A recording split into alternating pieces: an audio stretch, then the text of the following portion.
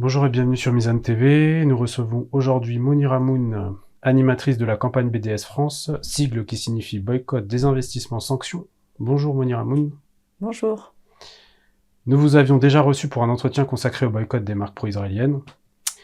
Alors à l'approche du Ramadan, nous voulions vous proposer un focus sur les produits alimentaires les plus consommés pendant ce mois. On pense en particulier aux dattes, aux feuilles de briques, à la semoule et aux fruits et légumes.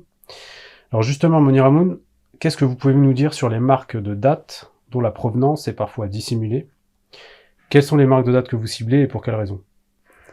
La campagne de boycott contre les dattes, elle vient du fait que les terres ont été colonisées, les terres palestiniennes, et les productions de dattes qui étaient auparavant palestiniennes ont été appropriées par Israël. Donc il y a un certain nombre de marques de dattes qui viennent d'Israël, donc c'est des dattes Medjool. Et du coup, ce qu'on a constaté, c'est qu'il y a beaucoup de tromperies sur la provenance. Il faut du coup être hyper prudent quand les dates sont étiquetées d'une provenance d'une ou d'une autre. Par exemple, récemment, une personne nous a contacté parce que des dates Medjool étaient étiquetées Algérie. Et l'Algérie est connue pour les dates, mais c'est pas les dates Medjool. Et du coup, quand elle a cherché un peu plus en détail, en réalité, c'était des dates d'une entreprise qui s'appelle Brousse et Vergès, donc qui les distribue en France. Et eux, on a remarqué qu'il y avait plusieurs cas de tromperie sur la provenance des dates. Donc il faut vraiment être prudent. On a une petite liste sur le site BDS France des marques de dates à boycotter, mais ça peut être plus large que ça, puisque du coup, en face, ils trouvent toujours de nouvelles façons de vendre, donc avec de nouvelles marques chaque année. Vous insistez, vous demandez aux gens en fait de vérifier sur les boîtes, c'est ça? C'est un peu ça, parce que il y a souvent des dates qui vont être en provenance de tel ou tel pays, et derrière sur la boîte, on voit que c'est origine Israël. Oui, donc il faut vérifier bien sûr les boîtes, vérifier les marques quand on peut, et vraiment se méfier de tout ce qui est vendu en détail. Il y a un certain nombre de magasins maintenant où les boîtes sont pas disponibles et ils mettent soit dans des barquettes en plastique, soit dans d'autres contenants. Et du coup, ça permet pas d'avoir une traçabilité. Faut pas hésiter à interpeller les personnes des rayons concernés, qui souvent sont un peu gênées quand on les questionne sur les provenances. Mais c'est pas légal d'indiquer une origine et puis sur la boîte on se rend compte que c'est autre chose. Non, effectivement, c'est illégal et du coup, il y a la possibilité de saisir la DGCCRF, donc la direction de répression des fraudes. Notamment, elle a été saisie plusieurs fois récemment, donc là, il y a quand même une grande campagne. Il y a plein de personnes qui font des signalements, qui font des signalements à Signal Conso notamment, et il y a des réponses qui commencent à tomber. Donc ça, c'est un mouvement qui s'est fait un peu spontanément et qu'il faut amplifier, puisque du coup les personnes se rendent compte aussi qu'elles ont la possibilité d'intervenir. Est-ce que vous pouvez nous citer les quelques marques que vous incitez à boycotter? Alors il y a King Solomon, Jordan River. Après vraiment, je vous donnerai la liste complète parce que ça bouge chaque année, donc il y a plein de marques qui sont à cibler. Concernant donc des marques, on a cité des marques, quelques marques à boycotter selon BDS. Est-ce que vous avez des marques où vous êtes sûr que elles sont fiables et qu'il n'y a aucun doute sur leur provenance? C'est une bonne question. Souvent, on fait pas ça, on donne pas d'alternative. On fait pas de pub, quoi. On donne pas d'alternative. Mais par exemple, pour SodaStream, il y a à présent une machine qui s'appelle MySoda qui est commercialisée et dont les cartouches, les bonbonnes de gaz sont aussi de la marque MySoda et pas du tout liées à Israël. Donc ça, parfois, quand on nous demande, on le dit parce que du coup, ça permet aux gens de savoir qu'il existe autre chose et dans des prix raisonnables. Alors deuxième question, que pouvez-vous nous dire concernant les feuilles de briques? Il faut savoir qu'il y a une spécificité particulière puisque plusieurs marques sont cachères et donc cela soulève la question de la distinction possible entre des marques pro-israéliennes et des marques conformes au rite israélite. Alors oui, nous on est très prudents là-dessus dans la campagne BDS parce que On ne cible pas les produits cachers, pas du tout, pas plus qu'on ne cible les gens parce qu'ils sont les entreprises parce qu'elles sont tenues par des juifs, donc on est très prudent là-dessus. On cible vraiment les entreprises qui sont responsables de l'oppression des Palestiniens. Et du coup, c'est des campagnes qui sont discutées largement par le BNC, donc le Boycott National Committee, l'organe palestinien de BDS. Du coup, on lance pas des campagnes comme ça, c'est vraiment étudié, réfléchi, etc. Parfois, il est possible qu'il y ait des personnes qui aient connaissance de telle personne qui a tenu des propos pro-israéliens, pardon, et du coup, ça n'en fait pas une campagne lancée par BDS, mais après, chacun est libre d'acheter ou de ne pas acheter. Donc jusqu'à présent, BDS n'a pas étudié en détail les feuilles de briques, c'est ça? Non, pour l'instant, il n'y a pas d'appel au boycott des briques de la part de la campagne BDS. On se focalise vraiment sur les dates et les produits agroalimentaires, parce qu'il y a vraiment énormément de produits. Il y a des agrumes, des avocats, des patates douces. Donc vraiment, il y a un travail sur ça. Alors le sujet chaud du moment, c'est concernant la marque Dari. On avait appris donc récemment que cette célèbre marque marocaine de semoule aurait signé un contrat avec l'entreprise israélienne de distribution Tomer. Plusieurs appels au boycott de cette marque ont été diffusés sur les réseaux sociaux. La société Dari a aussitôt démenti ces allégations et a nié n'avoir, je cite, jamais signé ou conclu de contrat de partenariat avec aucune société privée ou publique israélienne. Pourtant, en allant sur le site de Tomer, on retrouve les produits Dari. Que faut-il en penser, Mounir Hamouni? Alors, il me semble que le communiqué de la marque Dari était clair sur le fait qu'ils n'avaient pas de partenariat, c'est-à-dire d'accord de franchise, etc., mais que n'importe quelle entreprise peut acheter en quantité des produits et les revendre sur le marché israélien. Donc nous, c'est pas forcément ça qu'on vise, parce que ça, il y aurait vraiment des centaines de cas d'entreprises qui sont vendues, de produits qui sont vendus en Israël par un intermédiaire. Du coup, a priori, il faut pour l'instant croire à l'entreprise. En tout cas, il n'y a pas de preuve qu'il y ait un accord, vraiment une implantation de l'entreprise Dari en Israël ou quoi que ce soit. Il n'y a aucune trace de ça. Donc, mais en fait, ce que ça montre que les gens ont énormément envie de s'impliquer dans la solidarité avec la Palestine, de boycotter les complices des crimes contre les Palestiniens. Et ça, c'est assez important.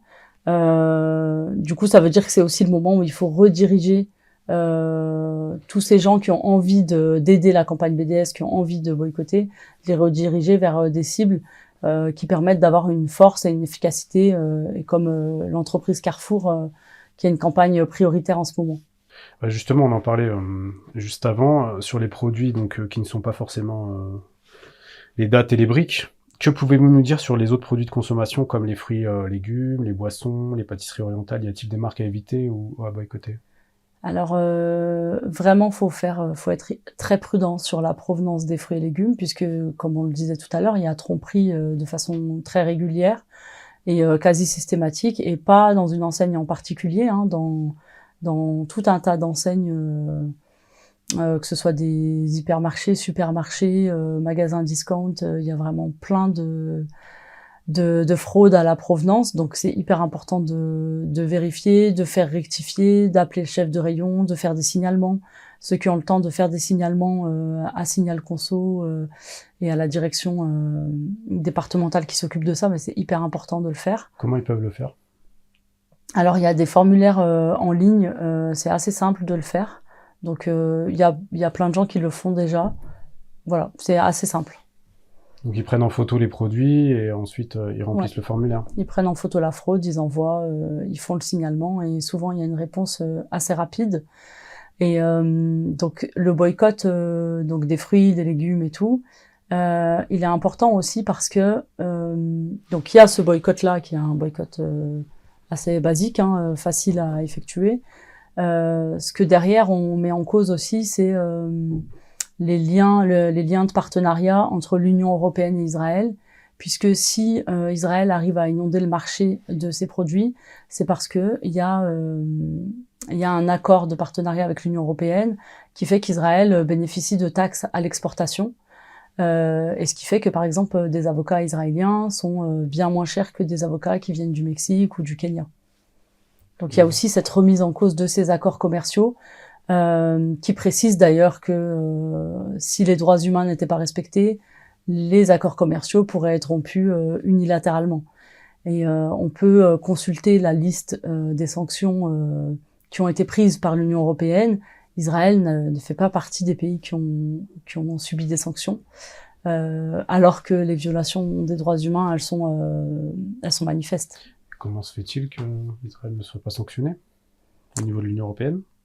Ben, en fait, il y a un soutien à la fois de l'Union européenne et à la fois de la France et de plusieurs de nos États à l'occupation israélienne, et c'est ce qui fait qu'il n'y a pas de sanctions.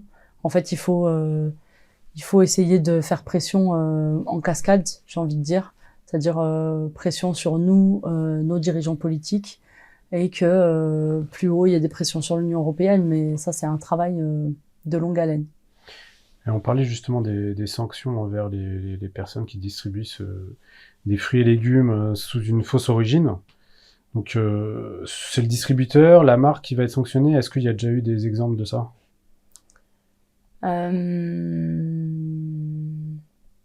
Alors, c'est pas le distributeur qui sera sanctionné, hein, ce sera le distributeur, le magasin qui distribue et qui... Le vendeur, voilà. Le vendeur, voilà, le revendeur qui met la fausse provenance. Après, il y a eu une discussion comme ça au niveau de l'Union européenne déjà qui a validé le fait que quand les produits viennent des colonies israéliennes, ça doit être étiqueté la provenance colonie israélienne.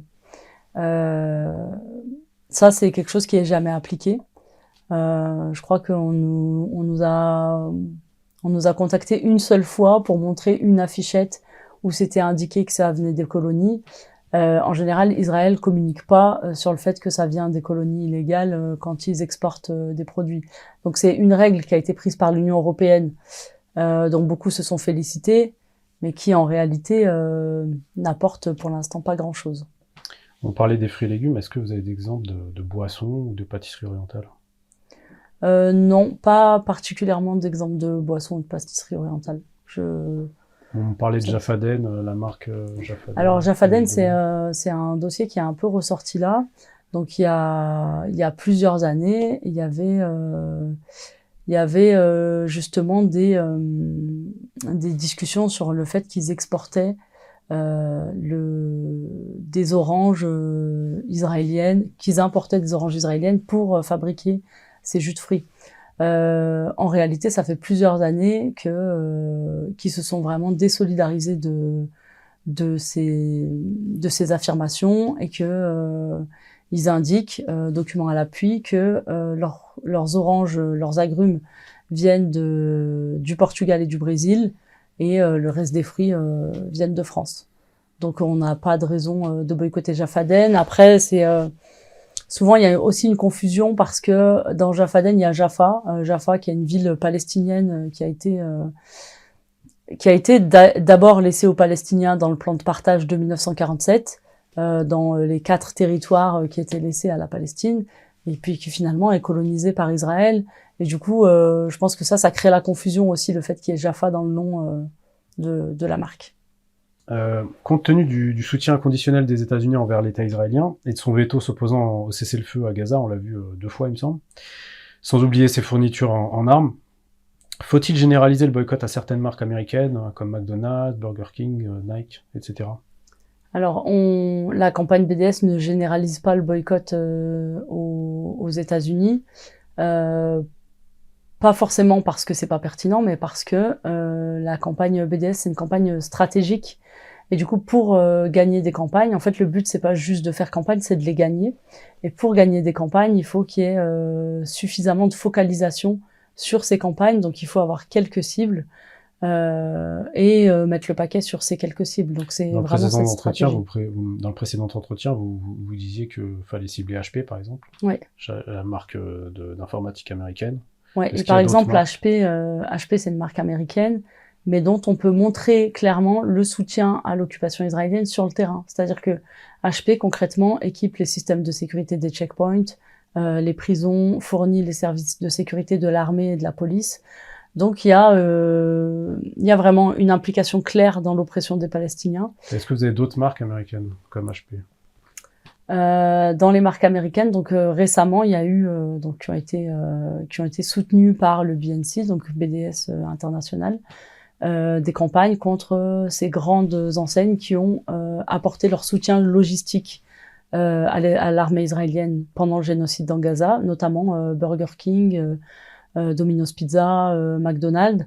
Donc ça fait partie maintenant des campagnes de boycott qui vont peut-être pas durer des années, mais qui en tout cas sont ciblées aujourd'hui.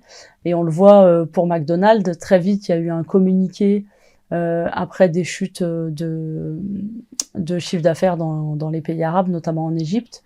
Très vite il y a eu un communiqué de McDonald's qui se désolidarise un peu de ce qui se passe en Israël et qui dit qu'ils soutiennent personne, aucune départ au conflit.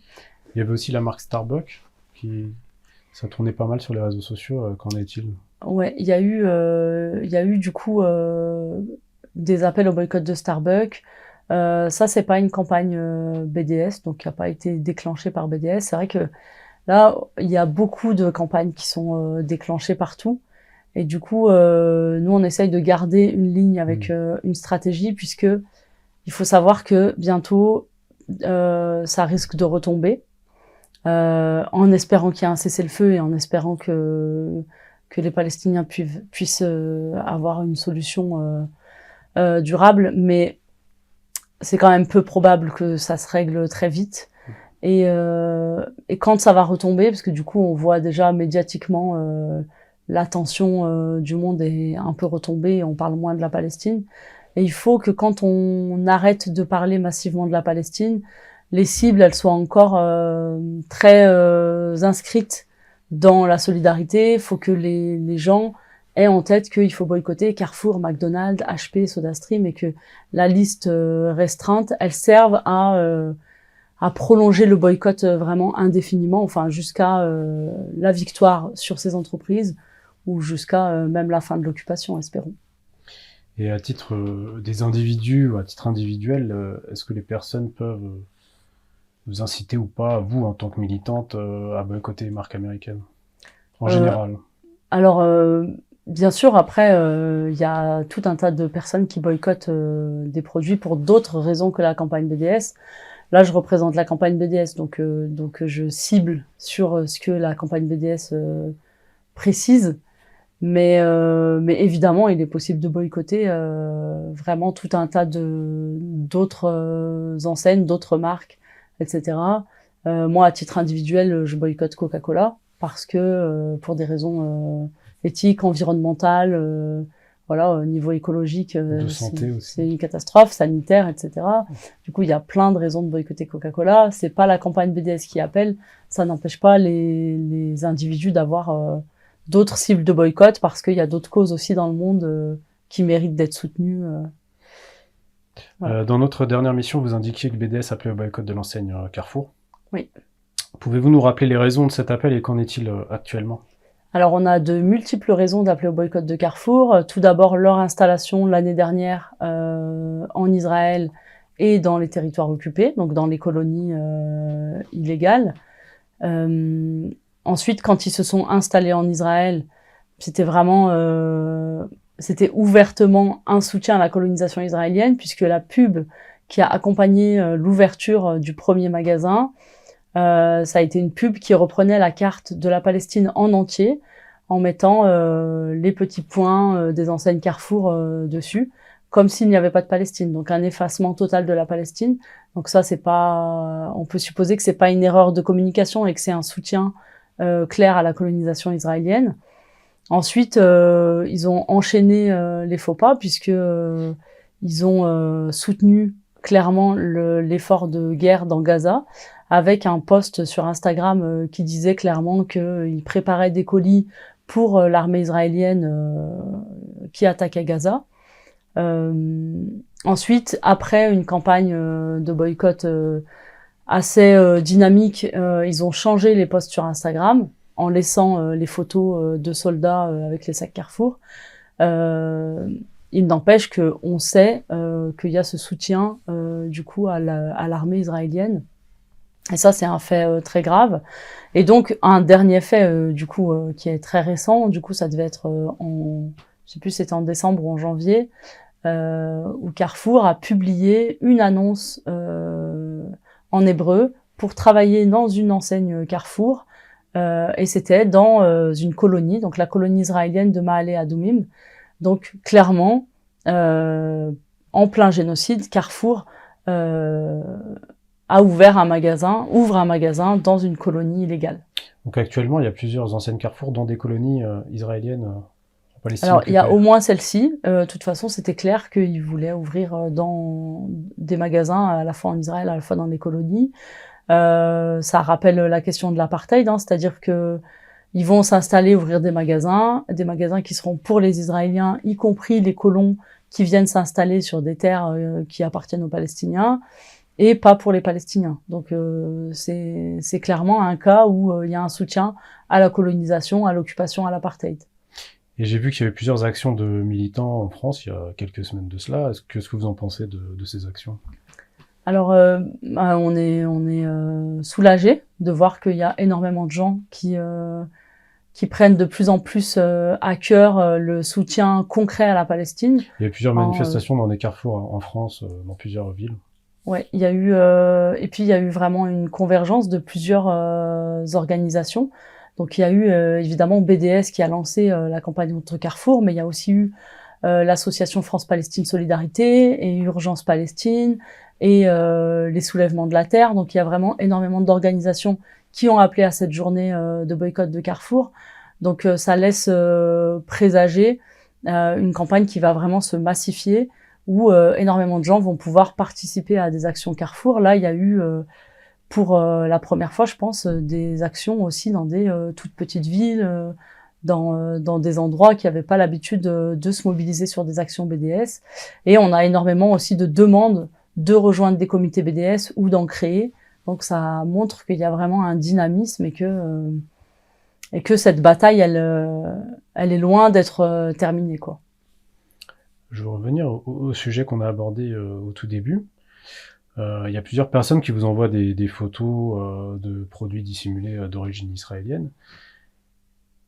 À titre individuel ou en tant que certains médias, est-ce que vous incitez les gens à envoyer ces photos à des médias, à les diffuser? Comment ça peut se passer? Est-ce qu'il y aura des actions collectives menées? Du coup, les personnes peuvent vraiment publier elles-mêmes ces fraudes, etc. Elles peuvent aussi, évidemment, on appelle les personnes qui constatent des fraudes à les signaler, puisque du coup, c'est à la fois les signaler au magasin et les signaler à la répression des fraudes. Comme l'a expliqué, ouais.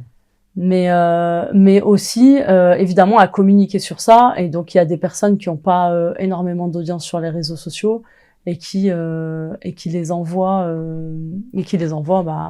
à des médias comme le vôtre, comme Alcance, ou qui parfois nous écrivent à nous, membres de BDS, pour discuter de ça.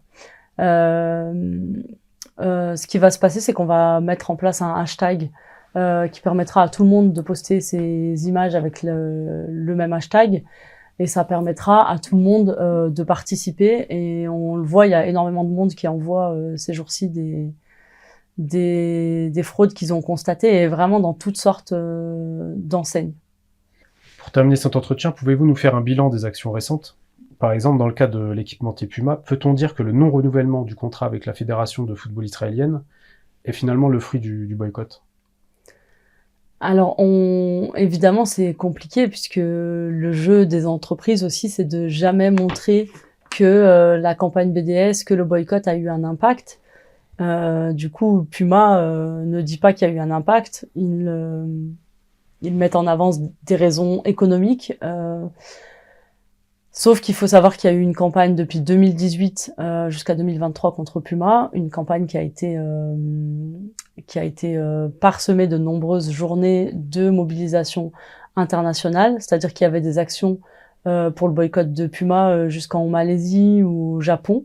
Donc ça faisait vraiment un mouvement de masse à travers le monde entier, et que Puma a subi ces pressions du coup, puisqu'il y a eu vraiment beaucoup de mobilisation. Il y a eu notamment une mobilisation de la campagne BDS Europe devant l'Assemblée générale des actionnaires de Puma, et de nombreux actionnaires ont découvert à ce moment-là qu'il y avait ce soutien à travers le sponsoring de l'association israélienne de football, notamment des clubs dans les colonies, et on n'a aucun doute que ça a permis de faire pression sur Puma, et notamment à travers ses actionnaires, et que ça fait partie des éléments de la victoire. On l'a vu aussi, on l'a cité, McDonald's qui a eu des grosses pertes ces derniers mois. Est-ce que vous avez d'autres exemples de victoires du BDS et du boycott en général? Alors, il y a des victoires qui sont qu'on peut revendiquer clairement et qui sont faciles, et puis il y a des victoires qui sont plus on va dire plus discrètes. Et tout ce dont on parlait sur la fraude, c'est notamment une preuve de victoire de la campagne BDS, puisque si ce dont rêve Israël, c'est de pouvoir vendre ses produits en affichant Israël sans que ça pose aucun problème, et en les vendant massivement.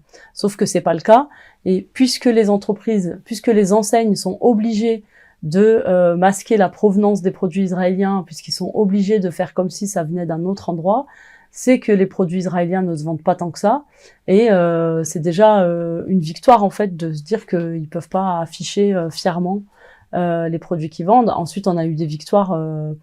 En 2015, on a eu une victoire contre l'enseigne Orange qui installait les antennes téléphoniques dans les territoires occupés, qui depuis s'est retiré d'Israël et a retiré sa marque du partenariat avec Partners Communication, l'entreprise israélienne. Du coup, il y a des victoires de façon assez régulière. On a aussi avec AXA une victoire partielle. Donc AXA, c'est toujours une campagne de BDS, parce que il y a investissement dans 5 banques israéliennes qui participent à la colonisation. Mais le début de victoire qu'on a eu sur AXA, c'est que il y avait des parts dans Elbit Systems. Donc Elbit Systems, c'est une entreprise d'armement israélienne qui notamment vend ses armes avec l'argument qu'elles sont testées en conditions réelles, donc testées sur les Palestiniens de Gaza, puisqu'il y a eu des opérations militaires régulières sur Gaza dans les dernières années. Il y en a eu une en 2022, en 2021, il y en a eu en 2018, 2014, 2012. Donc il y a eu énormément d'opérations militaires sur les dernières années. Et cet argument de nos armes sont testées sur les Palestiniens, enfin sont testées en conditions réelles, donc sur les Palestiniens, elle montre bien que si on a des parts dans des entreprises d'armement, on est complice du coup de ces crimes. Et AXA avait des parts dans Elbit Systems, et du coup on les avait contactés pour demander des comptes sur ces parts dans Elbit Systems. Et au début ils avaient répondu en disant que c'était très très peu, 0,03% du chiffre d'affaires. Et puis finalement ils ont toute trace de ces investissements ont disparu. Donc on n'est pas naïf, peut-être qu'ils ont été cachés autrement, mais en tout cas ça n'apparaît plus publiquement, et ça c'est toujours des débuts de victoire quand les entreprises sont obligées d'adapter leur comportement aux revendications de BDS, et notamment les revendications des Palestiniens. Pour nos auditeurs donc, qui souhaitent participer au boycott, comment peuvent-ils faire? Est-ce qu'ils doivent vous contacter? Comment ça se passe? Alors, il y a sur le site internet, il y a la liste des comités BDS existants. Donc, si vous avez envie de vous engager, soit vous allez voir sur le site s'il y a un comité près de chez vous, dans votre ville, dans votre région. S'il y en a pas, c'est possible aussi de créer un comité. Donc, il faut écrire à la campagne BDS, et on accompagne du coup les personnes intéressées vers des formations pour être au clair avec ce qu'est la campagne BDS, quels sont ses objectifs, sa stratégie, etc. Et ensuite, il y a eu plusieurs comités BDS qui ont été créés de cette façon dans les derniers mois. Donc voilà, il y a de la place pour tout le monde, rejoignez-nous. Merci Mounir Hamoun. C'est la fin de cet entretien. Je rappelle à nos auditeurs de partager cette émission et de s'abonner. Et puis je vous dis à très bientôt sur Mizane TV. Merci, à bientôt.